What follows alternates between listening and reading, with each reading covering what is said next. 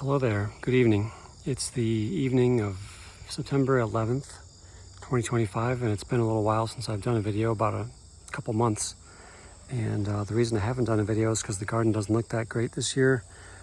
Had 3 late frosts, including one on June 2nd, and not a lot of fruit on a lot of the trees, and some of the nut trees don't have any nuts. This peach tree, which is a sort of a seedling peach, rootstock peach, has a few, well, not very many, decent looking peaches on it, but for the most part they're falling on the ground and getting eaten by deer and bugs, and looks like maybe brown rot or something. They're not as large as they often are because we've been in a drought situation for the last couple of months. Haven't had a lot of rainfall since July, so well, probably early July, maybe late June. I've had a little here and there, but it hasn't been very good. So accordingly, you'll see a lot of things are stunted, or the leaves are turning yellow prematurely. You can see these cup plants here only got about 4 or 5 feet tall, whereas in a good year they would be 8 or 9 feet tall on my soil. And you might also notice there's lots of deer pressure, deer browsing on all kinds of things here. The deer are getting worse and worse all the time. Nobody hunts them here because we're in town, and so they just come over and help themselves. And now that I've created habitat for them, or created habitat period for whatever, they are showing up in force. Looks like I got another load of wood chips dumped today. That's cool. So I will I'll walk through some of the garden here and point a few things out, but really it's kind of a poor year for yields on most things. And it's not, I've hardly spent any time at all in the garden this year. I have only given a couple of tours to just a couple individuals at a time, friends who were visiting who hadn't been here in ages. Otherwise there have been no formal tours, and haven't, as you may notice, have not done much in the way of videos. So here is kind of a deer ravaged area of, used to be green-headed coneflower, and they even eat the pokeweed, which is kind of funny. Didn't think that was one of their top choices. Looks like they're eating the cup plant. Luckily they don't seem to eat pawpaws. What do we got up here? Not much, no.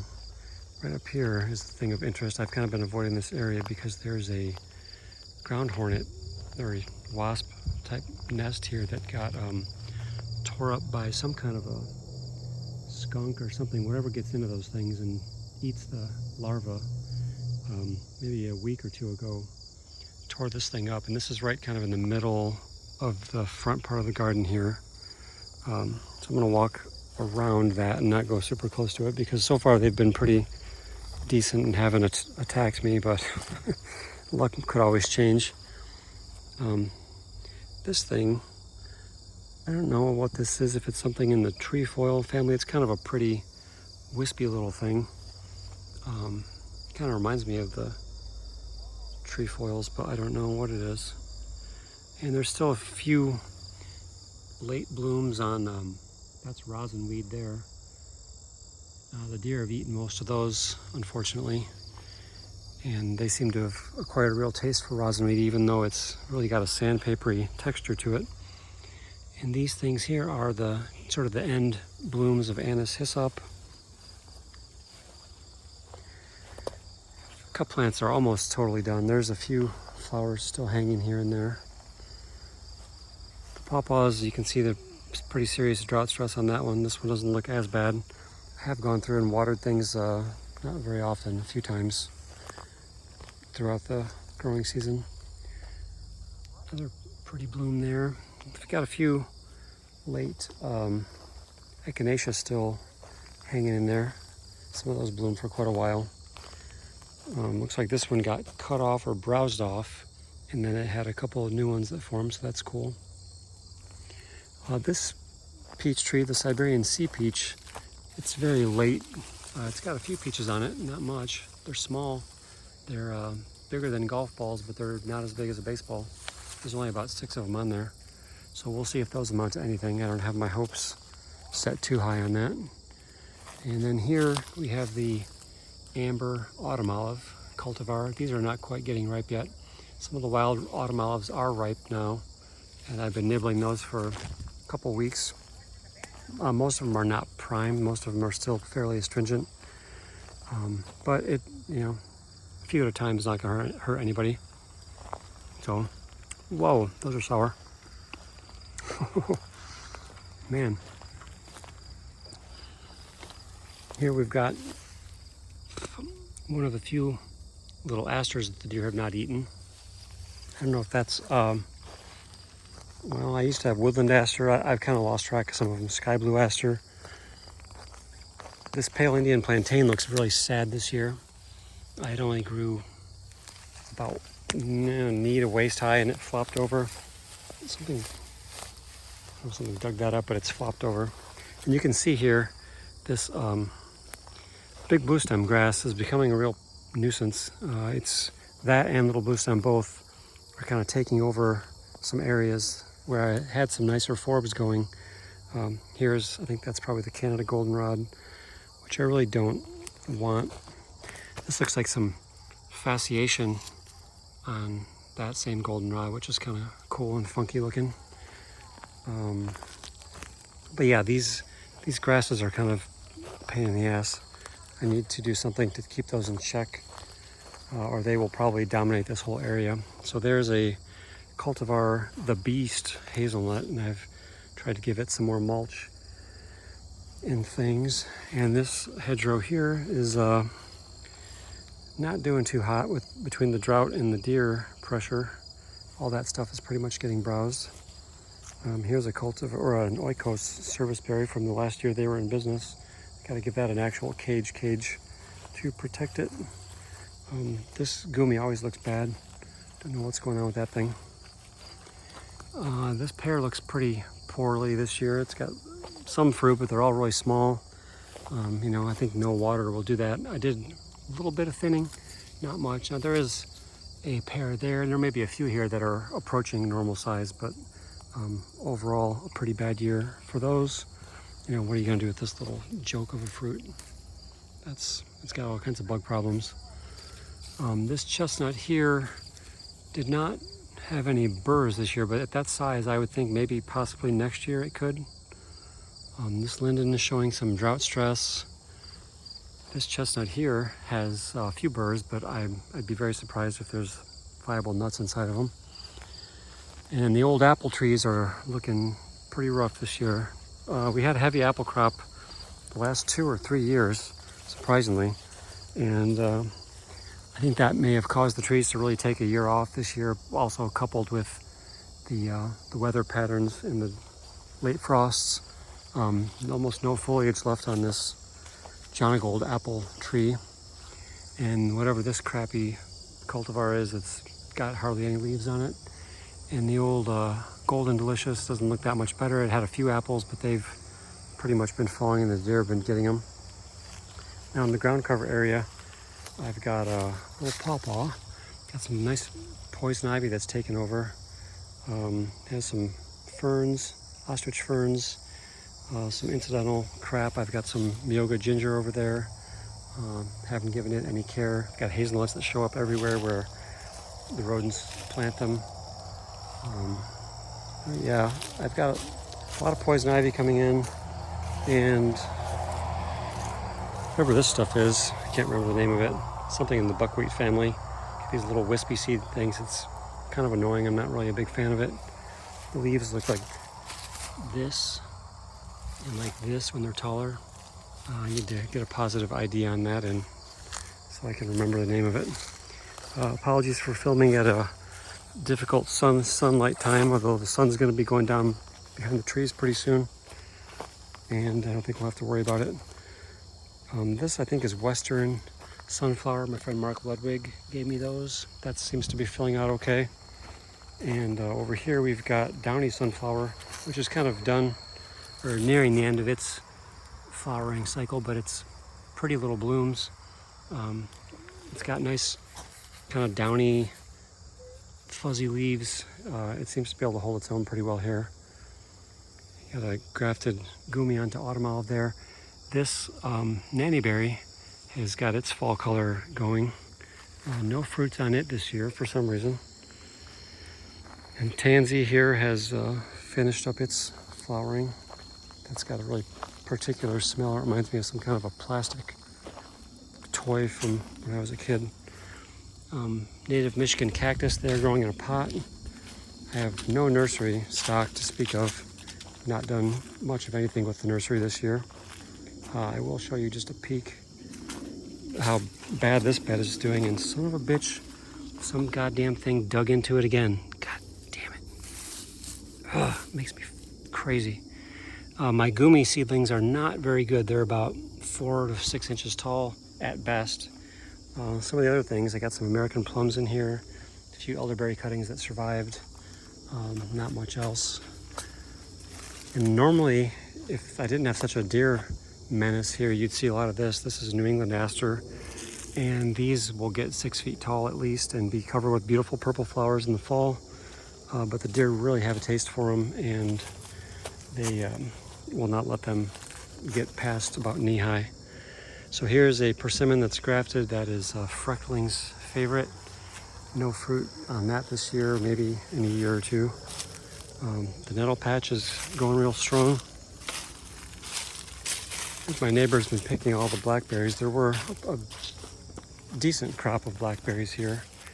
There's a few red ones on there, but not. I think the better part of the season is over. And what else? I'm gonna walk over and show you my pawpaws here in a minute. The Chinese tune tree's got some drought stress. The willow's got major drought stress. A lot of things over here have drought stress. It's kind of the name of the game when you don't get rain and you have hot 90-degree temperatures a lot during the summer.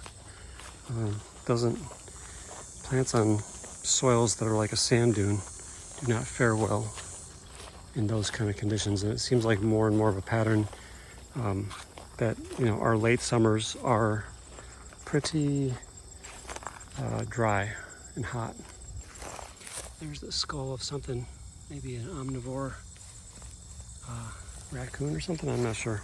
It's got some fangs on it. So over here, I did mow a couple paths here a couple weeks ago when I had friends coming over. Had not mowed throughout the whole season yet.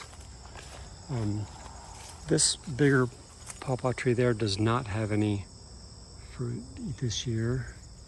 But this one over here does. It's got, let's see if we can zoom in here. 1, 2, 3, 4, 5, 6 maybe, which is amazing. This one had 2 fruits last year, and this is the diameter of it at breast height. It's not a huge tree, and it did have ambrosia beetle damage, so I'm amazed that it's even alive. And it had some bark problem. That's not a deer rub, I don't think, that low. It's certainly not for me hitting it with the lawnmower or anything, because most of this area has not seen a lawnmower in 15 years. But anyway, I'm real excited at the potential of having my first pawpaws that I've grown. I started planting pawpaws here probably 14 years ago at least. And so far none. Last year there were 2, Critter got them. This Oikos pawpaw has some kind of cool leaves. They're wider and a little different, a little shorter and stubbier and wider. And then I think this tree back here has at least a couple fruits. So I'm also, fingers crossed, may get to try that one too. But I've learned over the years not to count my chickens before they hatch, so to speak, because nature will surprise you and often disappoint you. So let's see if we can not get the lens flare here. I thought the sun was lower, but I guess it's not as low as I thought. This Catalpa coppice area has some huge, silly huge leaves on some of these, kind of growing in the shade on a coppiced bit of it. And yeah, the woodland garden just looks kind of burned up. Not much to speak of there. This plant, which I think is called Pearly Everlasting or something everlasting, has kind of a smell of curry or what is the fenugreek. which is a neat smell to encounter out in these dry deserts out here. So here you can kind of see my strategy for trying to get these elderberries to grow and not get totally devoured by deer. I put all this brush crap stacked around them, and it seems like it's kind of working. I mean, they're alive. And here we've got more autumn olives. I guess I'll walk through this thicket here in a minute. Surface berry with a summer grape growing up it. And this has gotten pretty wild over here with the march southward of the plum. What is that plum called? The wild goose plum. And then this Indian grass. Sorghastrum natans, as Joey the Chicagoan would say. Pawpaw that I grafted a couple years ago. Got some blackberry. I need to thin some of this crap out in here. Autumn olives there. Here's an apple I grafted. I had to cut the top off to keep it from snapping off in a wind and rainstorm, which is, I've done that with a lot of my fruit trees that were grafted. This poor hazelnut usually has a good crop, nice nuts. Looks like they're smaller and fewer this year. I think I really need to get it some more sunlight happening. And this sassafras here, you can see it's browning up pretty well. Deer really come through here a lot.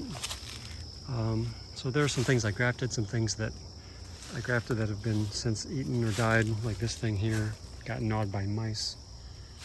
And I've got some Asian pears over here I grafted.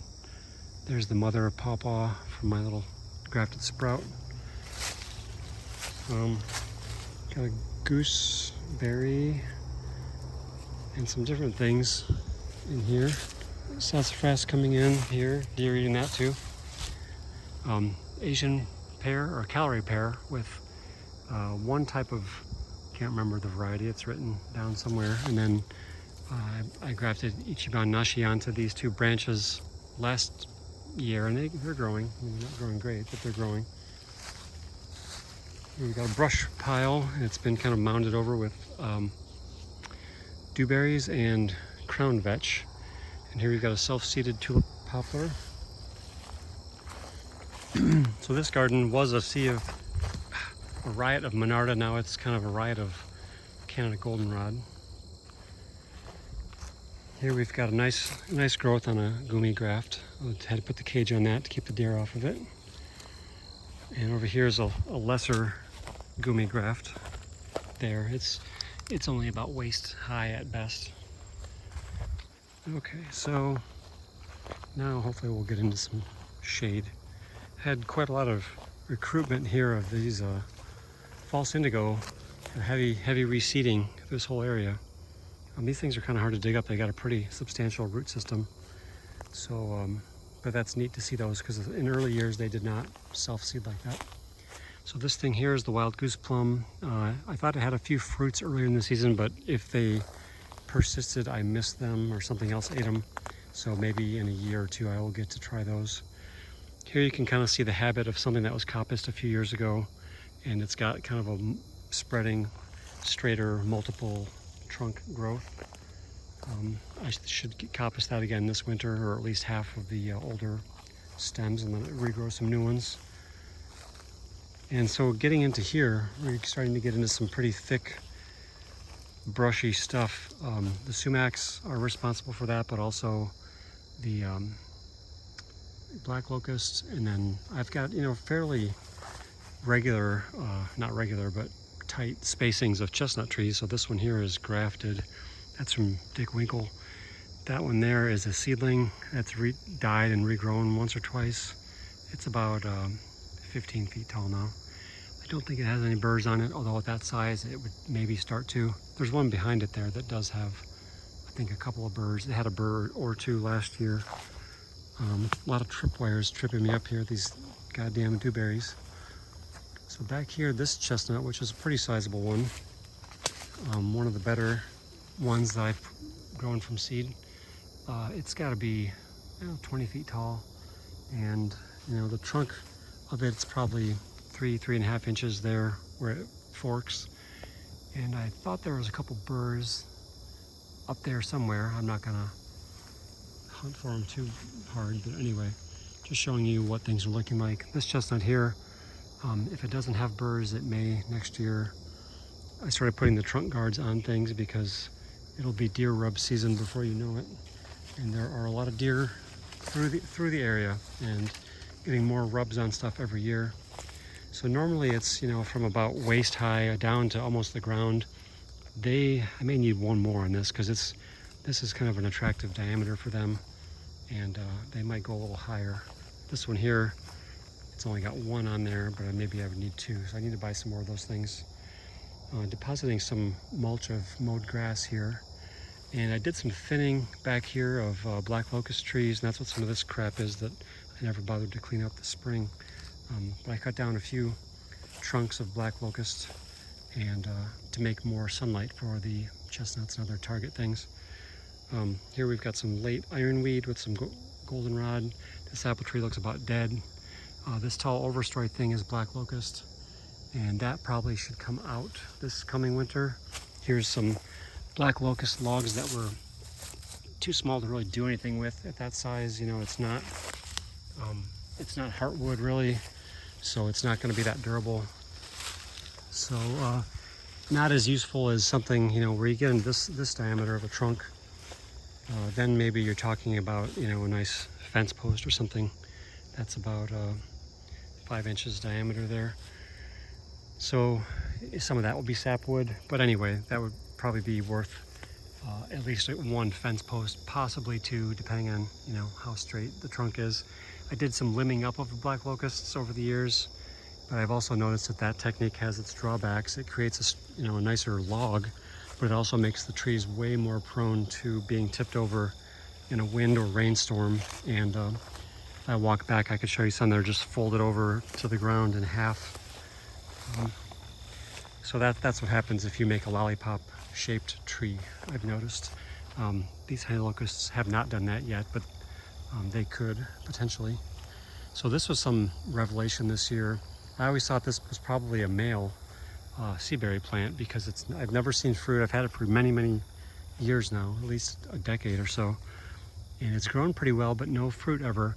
And the flowers are so inconspicuous that it's hard to even see when they're flowering. But when I was touring somebody around here and lamenting how bad these things were, lo and behold, there's a couple little kind of half dried up fruits on there. So this must be either a female, or I don't know that much about this species because it's never grown very well for me here. But that's exciting. Maybe I need to get more males around. I've got this one. I had about a dozen of them at one time. That's the only one that's good looking. This one here looks pretty marginal. But the flowers seemed different on the two. So hopefully that's the male that caught this other one. I don't know. So how things are looking back here. Sumacs, you'll see some color change already. And another chestnut that's a good deer rub candidate. No burrs on that one. That one's got longer, skinnier leaves. I think it's a different species than most. But that would be, maybe in a year or two. Sorry, it's blending into that cherry tree, but it goes, the top of it's about there. So maybe in a couple of years that one will have some burrs potentially. This chestnut coppice area is all grown up with sumac, and it's got some ironweed coming in, some milkweed, which is nice. The autumnals I planted have, outgrown the chestnuts by a factor of about 10, which I suspected they would. There's one chestnut there that got beyond deer browse, and there's about 50 other ones that are not beyond deer browse. There's one over there, but it's brown and dead, maybe blight or maybe just drought. There's a hickory over there that I had to put a cage on that still hasn't really gotten out of the cage, along with the self-seeded oak there alongside of it. So yeah, this is how this is looking back here. Again, these tallest canopy things are generally black locust. That one is a wild black cherry with the black locust in front of it. But some of these locusts will be coming out, open up the canopy more, get more sunlight to the chestnuts, which are the main crop here. These pretty yellow flowers, I don't remember if this is some kind of a late coreopsis or what that is, but it's nice. It looks like the deer are not eating it, which is a treat. And here's a chestnut that's grown pretty well since it's got a cage around it. coppice regrowth of wild black cherry. Again, this taller trunk probably will come down maybe this winter to open up the light for a little bit more. And back there we've got a couple more like that too. And this black locust here, now this trunk not very useful at this diameter. Probably very little of that would be very durable. So that may get left for another year or two. Got a triple stemmed chestnut. That is one that must have obviously regrown after some kind of injury, either ambrosia beetles or deer or something killed it to the ground. So probably should pick one of those trunks and not have it be 3. Again, another great candidate for rubbing here. It needs another guard on it. And at this size, this is only about 10, 11, 12 feet tall. No burrs yet. Late cup plant. I've got a walnut here. This thing's never black walnut. It's had very, very few nuts ever. It's a fairly impressive tree. It's grown pretty well. I have to think that when I got this place, this thing must have just been not much more than a sapling, because most of this field was just empty. And here we've got a good 10-inch diameter tree there. So I'm not sure if it's not fruitful. I mean, there are other black walnuts around that should be pollinating it, so it makes me think it's a low producer. Maybe not worth keeping. Plus, because it's affecting the whole area around it. It's putting juglone into the soil, which not every plant really can thrive with. Some are fine with it. A lot of plants are fine with it, but we'll see. So this stick seed type thing, I don't remember the real name of it, but that is kind of a force over in this area in this semi-shade, and you don't want to walk through a patch of that with your corduroys on. That'll get all stuck up. Here's the gumi grafted onto autumnal. That should get a proper cage next year for sure, like this Illinois everbearing mulberry has on it. And this, I think I did get in here somehow and cut off some of the root sprouting. The graft is not totally healed over yet. You can kind of see it needs another year probably. So if it starts to get too lusty of a growth up top, I will probably take some of the height off of it like I had with other things, so that it doesn't blow that graft out. And here is my beautiful timber chestnut tree, and it does have surprisingly a decent number of burrs in it this year, because I thought the frost would have gotten everything. A little bit of leaf damage, but not horrible. Not any worse than average. And the diameter on this thing is getting pretty impressive. At breast height, that's got to be 9 inches at least. Pretty awesome. And this may be some blight that it's kind of grown out of. Probably can take this cage off of it before it grows into the cage. I'd like to take this lower limb off too, because it's really kind of going into my path area over here, and it's not going to be very fruitful in the shade.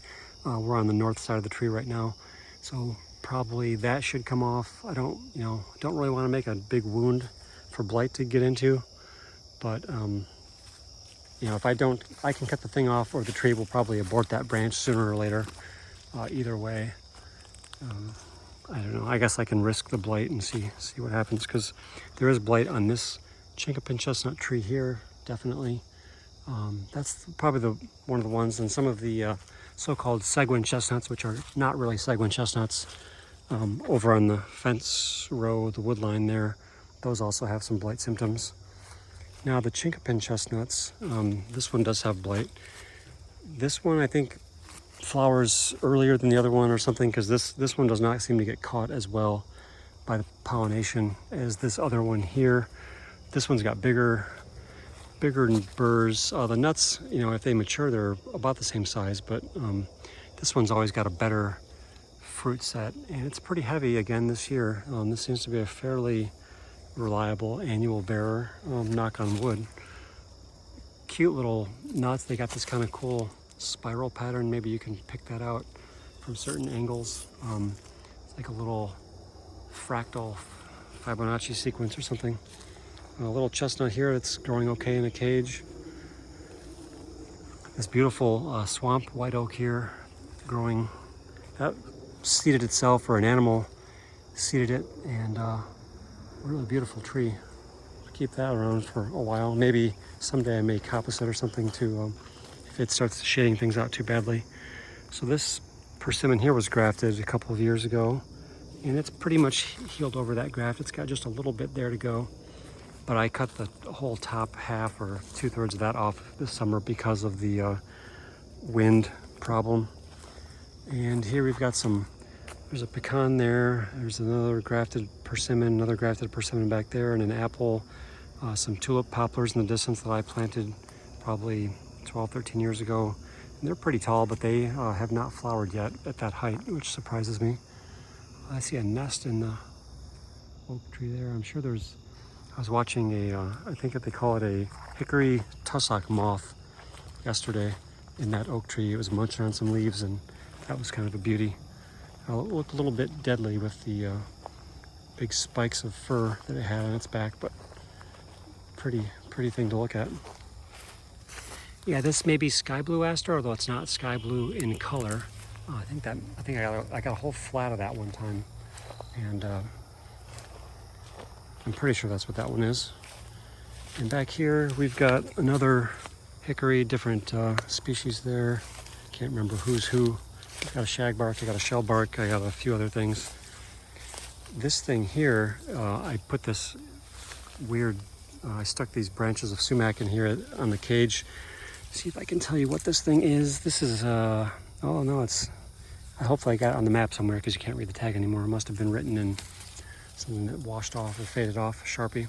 But that one I believe was a promising seedling. I don't think it was one of those hypocautal grafts. I think it was a seedling. Here's a hickory or pecan there. Huh. I don't think it's from any seeds that fell. Maybe I planted that there ages ago, and it's all the more it's ever amounted to. The hypocautal grafted chestnuts that I got from a couple friends have not seemed to have thrived that well. I mean, it looked like a pretty precarious setup to begin with. It wasn't that strong of a graft. It was a very fragile little thing. Got a pecan leaning out into the space here. I've got to clean up this stuff. Probably take this tall cherry down because it's probably a little too close to the power lines for comfort. And that, this resprouted growth is from about 2 years ago. I think I cut the other big trunk down. And so I can redo my path. It kind of goes through here. This is another resprouted cherry. This deer tongue grass stuff, which I am not a fan of because it looks like a real fire hazard, and it's just kind of annoying and ugly. It's had a hard year with this drought. I think it's not really loving it, so maybe that's good. Maybe it's not that well adapted for my site. There is a drought nut seedling. Looks like a white oak of some kind seeded itself. There's a few of those in there. So these little thickets of sumac, in this case winged sumac, and there's a black locust sprout from God knows where, pretty far away. These are nice little sanctuaries for seedlings to come up, in the shade. And these are ephemeral species. They you can see that the branches or the trunks kind of die off. They don't live particularly long or get particularly tall. So here, now the leaf that's of interest has fallen off, but this is a variegated seedling of drought nut, and it did not grow much at all this year. I'm going to try to give it a little bit better care next year and more water. And I did open up the sumacs around here to get it more sunlight, but I'll do a little bit better job with that because it's a neat thing. I don't know how common or uncommon that is. There's a chestnut seedling, I think, unless that's a chestnut leaf oak. So I am seeing chestnut seedlings in addition to the many hazelnut seedlings that are everywhere. So that's cool. I'm excited for someday when I start seeing pawpaw and persimmon seedlings everywhere, because those both will run by the roots, but they don't, animals, will not bring those here very readily. Grafted apple, grafted pear that I still have the orchard ladder out here. I had to cut the top of that off. I've cut probably half or 2/3 of the growth of the whole thing off because of the wind. And happy to report that after, 5-6 years, I don't know how long it has been, this graft did basically finally heal over. So that's, it was toying with me because I kept looking at it on every garden walk video thinking, oh, it's got to be closed up by now. And of course it never was. Chestnut, I think I grafted a piece of this last year. I don't know if that graft is still alive, but that'd be nice if it is. In this chestnut area, it's been hammered by deer for shit. It's probably been almost 10 years since I planted these things out here the first time. And I did have one I noticed over there that had seemed to escape the deer browse this year, so that's exciting. Some young chestnuts. That one needs a cage next year, like that one's got. So I'm gonna put the cage around them and gave them a good helping of mulch probably a year and a half ago. I don't remember when that was, the winter. I don't know. Anyway, whatever amount of mulch I gave them, whenever that was, seems to have held them through this tough summer, because I've had surprisingly few that look like they're dead. I would have thought that I'd have more mortality for not being out here watering really all summer. Pretty good growth on this thing in the cage here. That might be one of the James Nave seedlings. But yeah, most of the chestnuts in here are still knee-high because of the deer pressure. White birches. This is my best one that I still have alive. There's another one that's decent back there. That's a red pine in the front there. Eastern red cedars grew in pretty well. The thicket of American plum is pretty barren this year. I did have a few good fox grapes off of that the other day, because there's a nice fox grape vine growing over that thing, over that thicket, and delicious, big, meaty grapes that are the size of Concords or maybe even larger than. So here you can see a nice sumac coloration starting, and the berries are kind of prime picking right now for if you want to make lemonade or whatever. I'm going to collect some of those before the Michigan Nut Growers meeting here in a few weeks and give them to my friend who's a beekeeper. He uses them with his bees. So yeah, this chestnut here in the cage, that tube thing probably helped that escape the deer browse. And I'm kind of circling back a little bit here, but wanted to show something I don't often talk about. This walnut here is one of the Oikos walnuts. I think it may be a hybrid. I don't think it's pure black walnut, I don't think. And there's a gumi next to it that I autumn olive that's grafted with a gumi that grew really well. It's got a cage around it to protect it. I cut down a big eastern red cedar here, and you can see the log of that too, and it looked kind of like that one, to give this walnut more light. So hopefully that helps. You see you've got some fireweed or something here that's come into that sort of exposed soil. And then, man, real heavy browsing on autumn olive here. You don't usually see browsing on autumn olive, but maybe that was just such succulent young growth that the deer couldn't resist it. I've got an English walnut back there. See if that ever survives. This one, I believe, is supposedly a butternut seedling. Kind of surprised that's still alive. This is also an Oikos walnut. No nuts yet on these trees, but we'll see someday. Japanese walnut, heart nut. It's got kind of a different look to the buds, and the color of the leaves is a little yellower. Probably should chop some of that autumn olive back to see it's kind of growing out at an angle away from that thing, so it's probably not too happy about that. So we'll just do a quick pass through the back 40 here. Again, very little mowing or visiting or watering of anything back here. This apple looks like it's struggling. That's I think it's the graft of the laundromat rootstock apple from town that's now been obliterated. That's a nature or nurture test, because that apple bore nice crops of little round apples that were a little bit bigger than a golf ball, but they were real clean and beautiful, and very little pest or disease problem. And that was the rootstock of an ornamental crab that was grafted, and then they bungled the tree protection thing and put like PVC pipe on the base of it, which girdled it and sent up a bunch of resprouts. So my Oikos oaks here, my low tannin oaks, there's a decent one there. They're growing right along. I mean, some of them are getting a pretty decent size, a respectable size. And there's a few acorns here and there, not heavy crop. That one back there is a bur oak. It's got really cool corky twigs. That one back there looks pretty good. And I was debating, should I remove some of these lower branches on things, but I think I'm not going to. I'm just gonna let the tree sort that out. That one looks pretty good, pretty stout. This Bramble oak has some acorns on it this year, which is cool. Not a real heavy crop, but it's got some. those look like. And it's not growing on a real straight trunk, and it's kind of got, you know, some low horizontal branches. Now the ones on the north side here probably will get aborted by the tree, and the south side we'll see what happens. But back here, these are all, a lot of these tree tubes are chestnuts that I planted 2 or 3 years ago, and they've had kind of a rough go in life. I have not given them very good care. These are from Grant Schultz mostly, and gave them a good mulching whenever that was, a year and a half ago, and that seems to have gotten a lot of them through. Now some of them I thought were dead, so I replanted them with other things like Kentucky coffee tree or ginkgo trees. I had a male and female ginkgo back here. I think the ginkgos may have died, but surprisingly some of the chestnuts that I thought originally were dead have sort of come back to life. So I planted the replacement trees in a similar spot, not exactly in the same place. So that's interesting. I've got 2 things in one in some places. Yeah, it's been hot and dry, and the 10-day forecast is for more of the same, 80 plus degrees and no rain. So that's not looking great. So this oak has all these little burrs on it.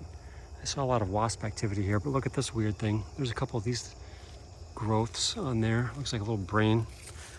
There's another one down here somewhere. So that's probably some different kind of a gall insect. And you know, these are planted at the same time as those other oaks. They're not very big. I think this may be a dwarfing species anyway, which is why I planted it closer to the power lines than the other ones, because I figured it was not going to grow up and be a nuisance to the power lines. Hopefully.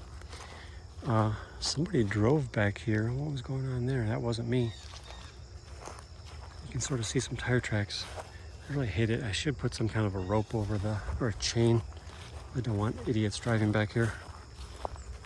I'd be liable for their stupidity. But yeah, late summer. Almost had a frost last week. It was down to about 36 here. And I was like, oh boy, 3-month growing season, here we come. But I guess we just missed it, thankfully.